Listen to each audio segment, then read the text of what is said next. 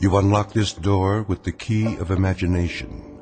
Beyond it is another dimension, a dimension of sound, a dimension of sight, a dimension of mind. You're moving into a land of both shadow and substance, of things and ideas. You've just crossed over into the Twilight Zone.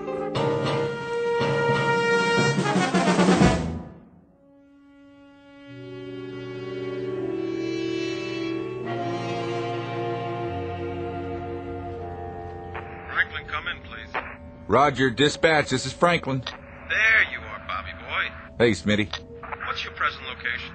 I'm out on Arrowhead Road. Say again, Franklin, where are you? Old Arrowhead Road, just past the fork. What are you doing there? Following up on those lights. What lights?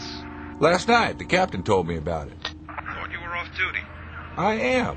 It's time for one last stop, then I'll bring the car in. Roger that. See you back here at... Say 1700? 10-4.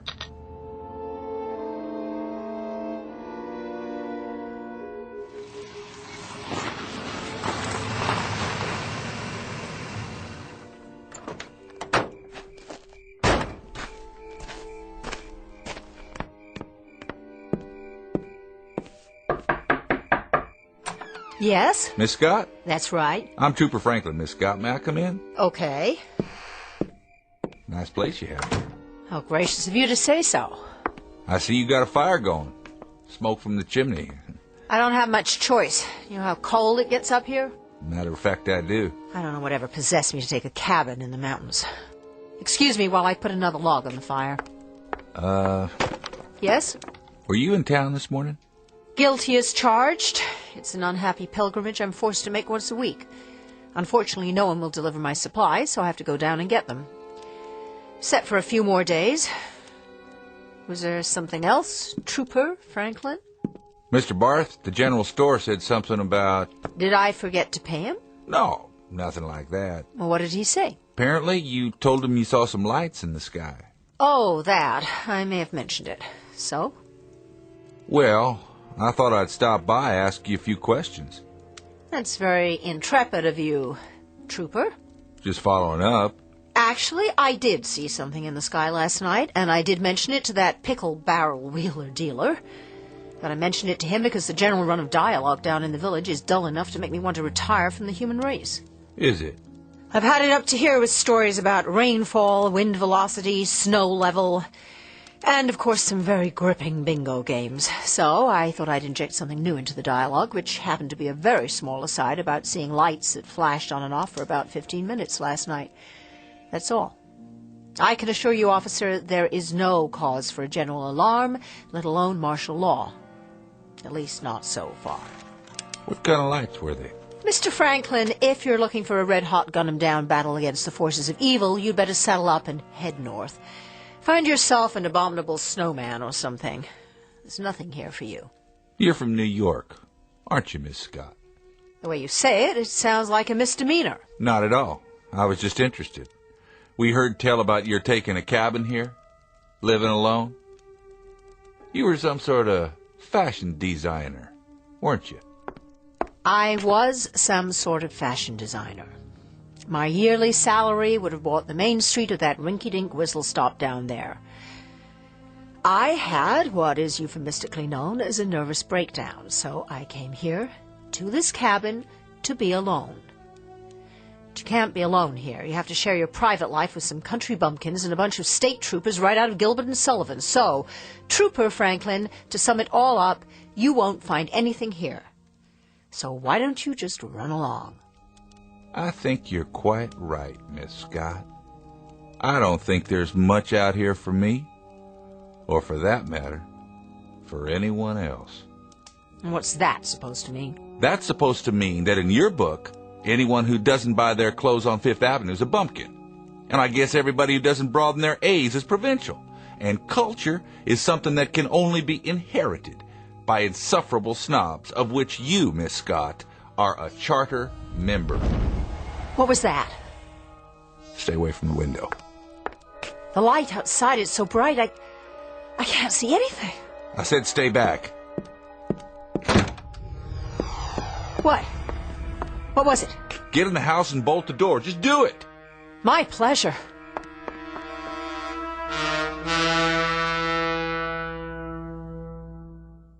The major ingredient of any recipe for fear is the unknown. And here are two characters about to partake of that particular meal. Miss Charlotte Scott, a fashion editor recovering from a nervous breakdown, and Mr. Robert Franklin, a state trooper, a gentleman of average imagination who up to now has dealt only in unimaginative realities. And the third member of the dinner party? The unknown that has just landed a few hundred yards away. This person, or thing, is soon to be introduced. For this may be a mountain cabin near Lake Arrowhead, California, but it is also a clearing in that shadowy realm known as the Twilight Zone.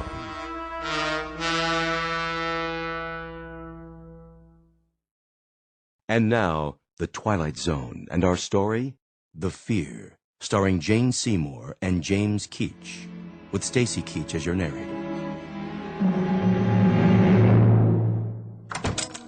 Sorry, but until we know what's out there... I understand. I guess. You're not frightened, are you, Miss Scott? It so happens, Mr. Franklin, it so happens that you put me in the wrong sorority. I'm a charter member, all right, but not of the Society of Snobs. I'm the founder and chairman of the Board of Society of Frightened People. People who are so frightened they can't face the world and have to run off to little mountain retreats like this one. They act superior because that's supposed to hide their tensions and neuroses. Thank you for your honest answer. Do you have any coffee? I think so. Then I'll go out and look around while you make some. Deal? Deal. If I don't see anything, I'll stay here for a while until it comes back. Then I'll take you into town if you like. I doubt that'll be necessary, but what was it? The noise and the light. Could have been a meteor, I suppose, or an aircraft off its route. But you don't really think so. Those would be rational explanations. Give me an irrational one, then. Go ahead. I can take it. Take your pick. Maybe something from outer space. Right. Take a look out that window. Do you understand everything out there? I sure don't, especially up here. There are more things in heaven and earth, Horatio, than are dreamt of in your philosophy. If I remember my English class, that's Shakespeare. Isn't it, Miss Scott? Yes, it is, but the question is, what's that? Where?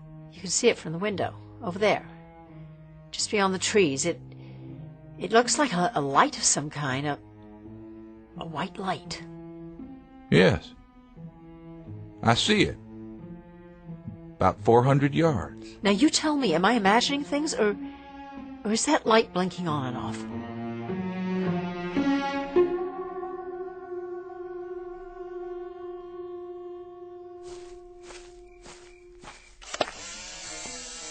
Mr. Franklin? I saw another flash. That was my camera.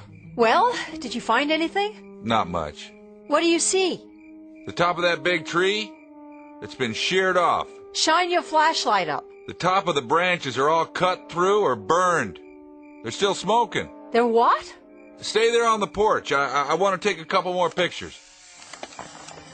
What in the... Hey, that's my car!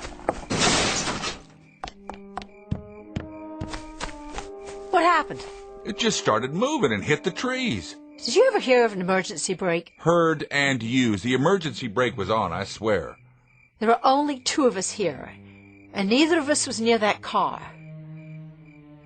So, who pushed it? Maybe nobody. Maybe the brake just gave out. You believe that? For the moment, that's the only explanation I can come up with. What are you going to do?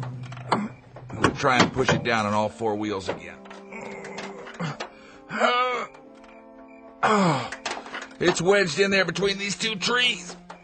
I can't move it. But if I can get the door open, I can call for backup. Be careful. There. Radio should be okay. Come on. Does it work? Dead. No power at all. You have a phone inside? Thank God, that's one sacrifice to privacy I didn't make. I've got a telephone and a pot of coffee. And at this moment, both are luxury items in my book. Sounds good to me. You didn't find anything, did you? I mean, the cause for that sound and the light? There was a light. It sure was. I saw it, too. I didn't find the cause, but I found some of the effects. The tops of the trees were all sheared off, cut right through, and they were... What? Still smoking, burned. Just as if some oversized acetylene torch had plowed right across them in a straight line. Well, what could have done that? Lightning? Except the sky is clear. Not a cloud. And no thunder. Go ahead. Phone's on the wall in the kitchen. After you. Better lock it. You just applied for membership, huh? In what? My club, for frightened people. Lady, I fought in the war, and I've been a cop for a while now. I'm not ashamed to say that I've racked up more scared hours than a rabbit. Thank you. For what? For an honest answer. It's just that I know a few things about fear. So do I. But this is a new one on me. It's all the same. I wouldn't say that. I don't know exactly how to explain this, but I finally figured it out, and it helped me get through a lot. If you can learn it, maybe it'll help you too. I'm all ears. Look, fear is fear. No matter when it happens, an instinct, a natural human function, like breathing. It's a warning, one of the signals we get from our nervous system in order to survive. But how we react to the fear when it comes, that's what counts. What are you saying? That there's a choice? Maybe there is for you. There's always a choice, no matter what. You can get the shakes and crawl under a bed if you want, or you can clench your fists and get on with your business, because staying scared, being so sick with worry you can't move, isn't going to change anything. It's how you handle the feeling, what you do with it. That's what makes the difference. That decides whether you survive or not. You see what I mean? You've thought a lot about this, I take it. I've had to. It's part of my job. Well, you handle it whatever way you want. Me? I think I feel more comfortable hiding under a bed. So you have a sense of humor after all? You thought I didn't? I wasn't sure. Maybe that's my defense. You got two beds? What? I might want to crawl under one myself. Your phone's dead. No, it's not. You don't trust anybody, do you? Once upon a time. Look where it got me. Coffee ready? Here. Thanks. This is getting to be like a bad movie. Is it? I don't see many movies. Now, I suppose that in the next scene somebody knocks on the door. Somebody or something. I like comedies myself. I'm not much for science fiction and horror. Neither am I. You don't make bad coffee for a fashion designer. You're pretty astute for a state trooper. What are you looking at that door for? Waiting for the knock, I guess. If we could predict it, we wouldn't have anything to worry about. Well, what do we do till then? Wait a while. I'll hang around, just in case. In case what? Just in case whatever's out there decides they've scared us enough and crawls in out of the dark. Crawls? Or hops, or skips, or jumps. I like that better than crawl. I'm not too big on the word dark, either. What are we really talking about? Something that makes loud noises, flashes light, and burns the tops off the trees. Whatever it is, I'd like to nail it, though. Pay back the taxpayers for my wrecked car. That, I'm afraid, falls under the heading of duty. I'd call it an admirable attitude, especially under the circumstances. I'll tell you something, Miss Scott. Despite all that you may have heard about officers of the law, we react like normal human beings. Roaring fire, mountain cabin, hot coffee. Not a bad life. If I live long enough to retire. What is it? Didn't you hear that? Where? Up there. It sounded like it was on the roof. Do you have an attic in this house? I don't think so. Is there a way I can get up on the roof? Not from inside. What are you doing? If we've got an intruder, it's time to put a stop to this. Put Please, please don't. I'm taking the flashlight. Leave the lights on and lock the door after me. And don't open it unless you hear my voice. No matter what. Do me a favor. Be careful. I'll do my best, miss. Just come back.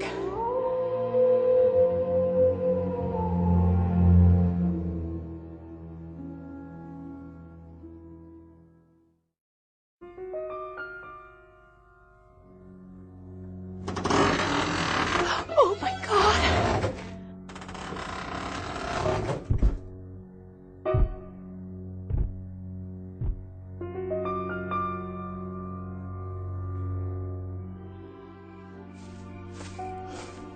This doesn't make sense. No sense at all. It's me. Can you prove that? Trooper Franklin, Arrowhead PD, the gracious, astute guy with the camera. Did you see anything? Not on the roof. I couldn't have just imagined it. There was a sound up there. It was like footsteps or something. Nothing. No sign of footprints. Nothing at all. Not on the roof, anyway. Well? What did you see? What did you find? I climbed down and checked out the area. And? Maybe there's just a little too much imagination going around tonight. Maybe it's the darkness. Or the isolation up here, but if anything was on the roof, I'm afraid it would have crushed this house flat. Why?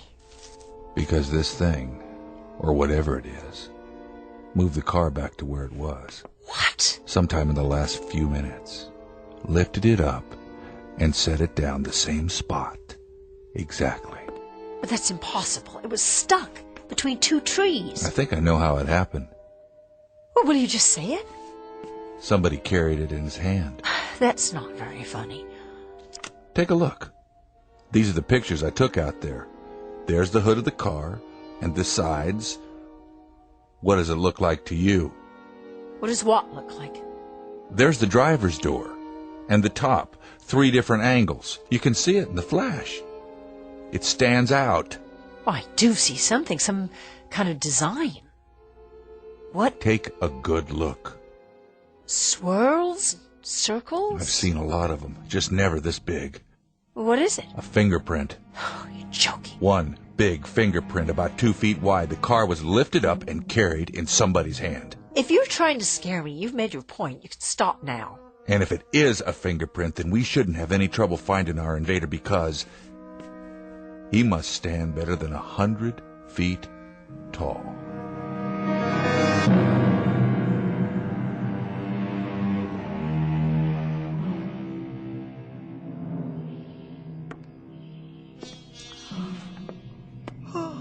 What time is it? 6 o'clock. Did you get some sleep? An hour or two, on and off. How about you? About the same, I guess. Sorry about the sofa. Oh, that's all right. It was fine. Was the blanket enough? I kept the fire going. Oh, that was the last log. Don't worry about it. I didn't hear anything else. Me neither.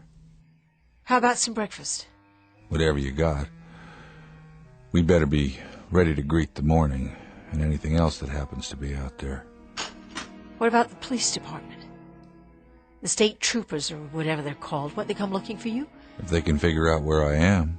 Did you tell them where you were going? I said I was going up Old Arrowhead Road, but that covers a lot of territory.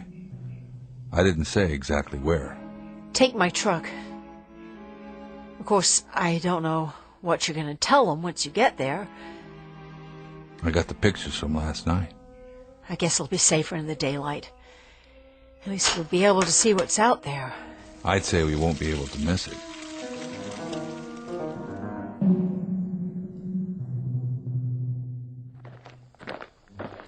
There's the car. Just where you parked it the first time. With the dent still in it. I guess they don't do body work. Oh, my God. It really is a fingerprint. That or a practical joke. You got any friends out here who'd go this far? Little bent, maybe. If I did, they'd have been committed by now. Where's your truck? Behind the house, I'll get it. Keep your eyes open. Oh, I will. I'd better check out the radio one more time. Just don't go anywhere, all right? Bring it around. still dead. Miss Scott? Oh, dear Lord! What? What happened? Come and see. Is the truck gone? No, it's there, but just come. It's... You've got to see this. There. Now you tell me something, will you, trooper? What's that? The sinkhole? Will you look? It's more like a crater, actually. All the way from the back of the house to the trees? It wasn't there before? No! To tell you the truth, it looks like Go ahead, say it. a footprint. Right, a footprint. That's 20 feet long. That's what it is, all right. A footprint. But this part is only the toe. What? The whole thing is more like 50 feet across. Let's get out of here. I gotta make a record of the evidence. Are you crazy? Run. Run where? The village, down the road. Who cares? Someplace, any place, as long as it's away from here. Use your head. It's 30 miles to the village, and no matter what direction we go, something that tall could just block the way or reach down and crush us. Besides, whatever it is, it's as big as the mountain. Then what can we do?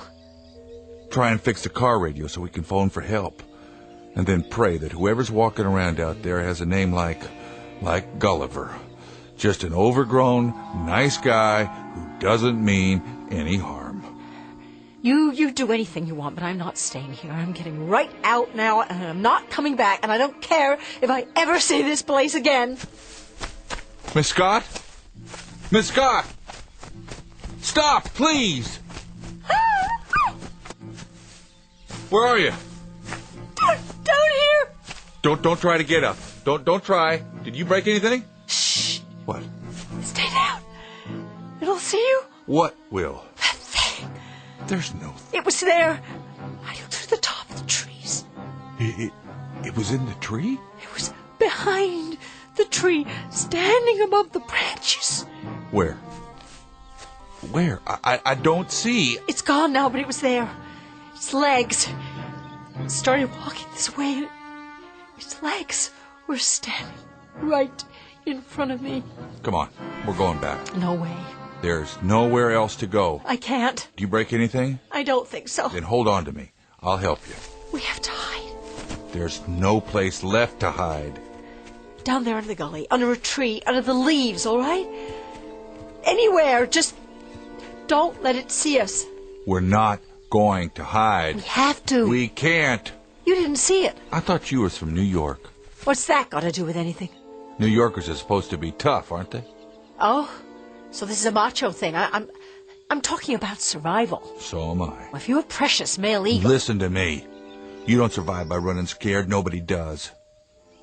Do that and they're controlling you like a rat in a maze. The only chance is to take control of yourself. And how do you do that? Make a plan and carry it out no matter what.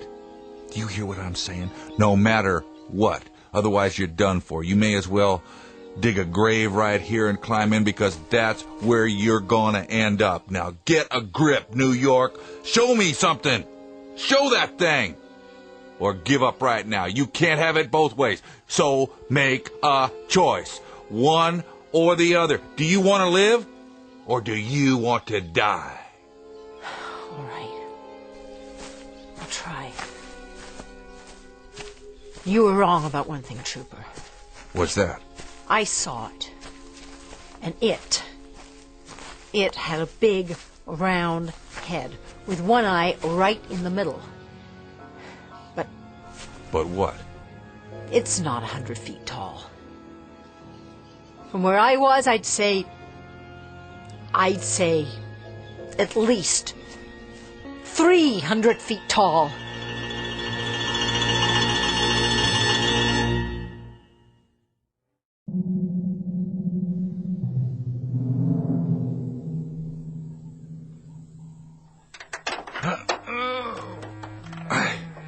I can't quite get this door open. If I'm gonna fix the police radio, I need to get under the dashboard. I'll need the tools. I don't have much. Like what? Basics, hammers, some wrenches, screwdrivers, a pair of pliers, knives, and an axe for chopping wood. That'll do for starters. Bring me the axe. What for? I have to climb all the way in. The only way I can do that is to break the windshield. I'll bring you what I've got.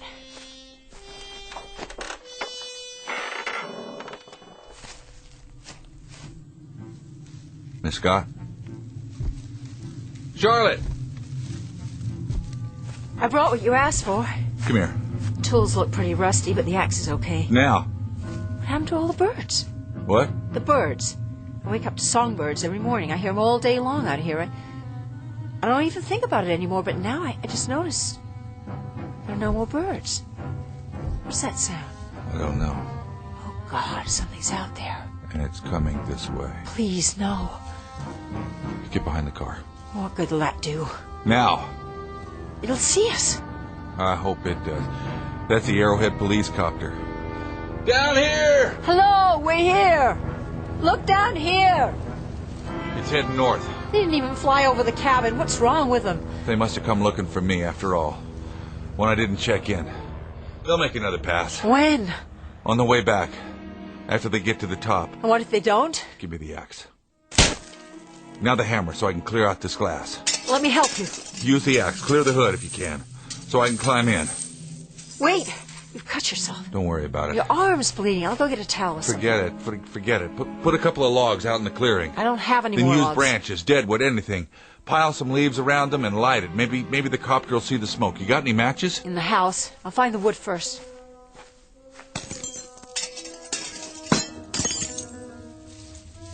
Miss Scott?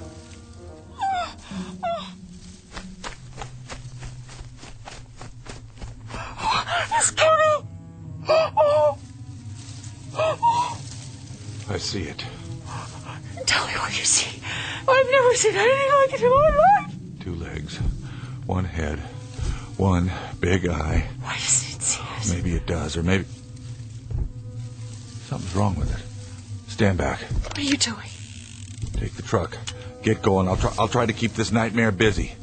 Maybe you can reach the village and get help. If I tell them about this, they'll lock me up. You're going to have to run the risk. Why doesn't it do something? I don't think it sees us. Why? Is it blind? That's a good question, because if it wanted to destroy us, it could have done that a long time ago. Us, the village, and the state of California. Go ahead, will you? Take off. Funny thing, Trooper. As scared as I am right now, I've got a kind of thing about futile gestures, so if it's all the same with you, I think I'll just stick around. You're learning, Miss Scott. You really are. But I don't think you grasp the situation. I've got to fight that with this 38 police special, like trying to bring down a bomber with a pea shooter. But right at the moment, I'm afraid it's all we got. Look out! It's falling! I don't think so. And then, what? It's getting smaller, collapsing, like some kind of balloon. Run! Not anymore.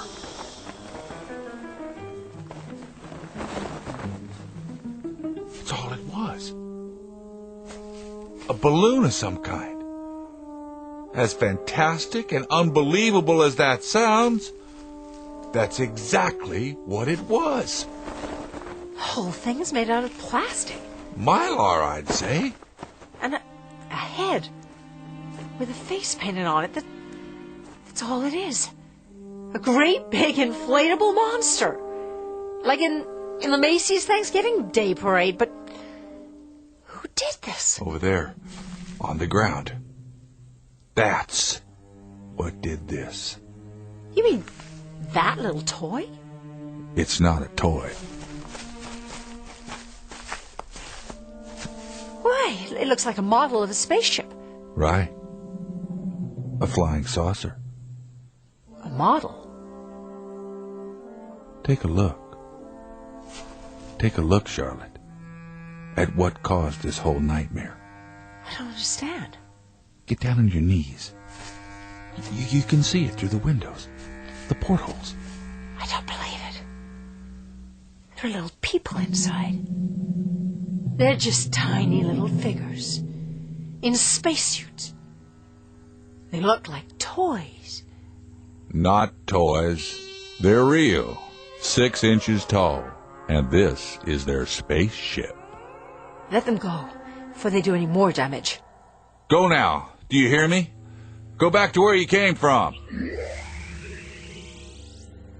There they go. Where do you suppose they're from? I don't know. But you know something? I wish him luck. They were more frightened than we were. Maybe the next place they land, they can be the giants. But what if the next ship that lands here, what if the next one really are giants? Then I think you'll spit in their eye, Miss Scott. You think so? Yes, I do. I really, truly do.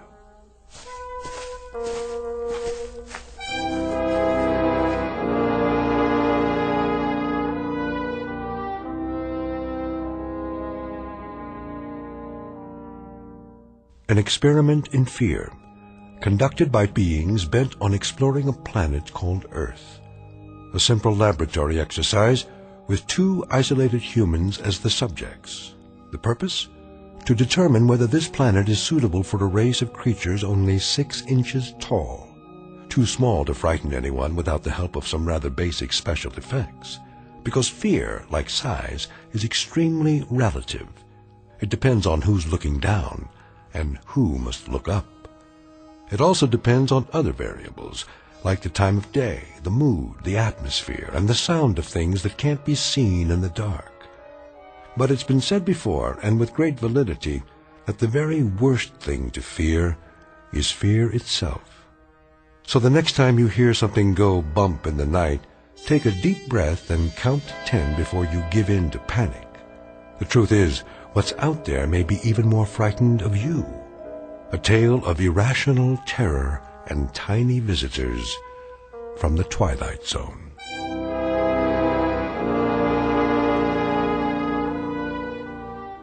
More from the Twilight Zone after this.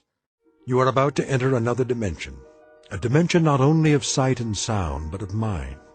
A journey into a wondrous land of imagination. Next stop, the Twilight Zone. Hi, this is Stacy Keach. I'd like to take a moment to tell you about our Twilight Zone website at twilightzoneradio.com.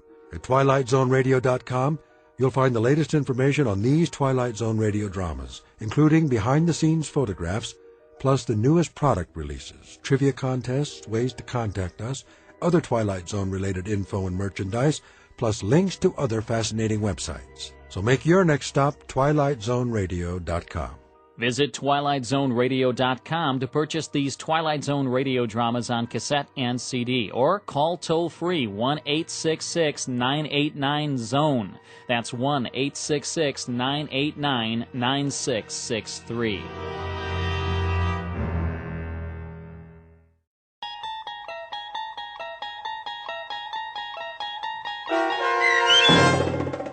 The Fear, starring Jane Seymour and James Keach, with Stacy Keach as your narrator, was adapted for radio by Dennis Etchison and based on a script by Rod Serling.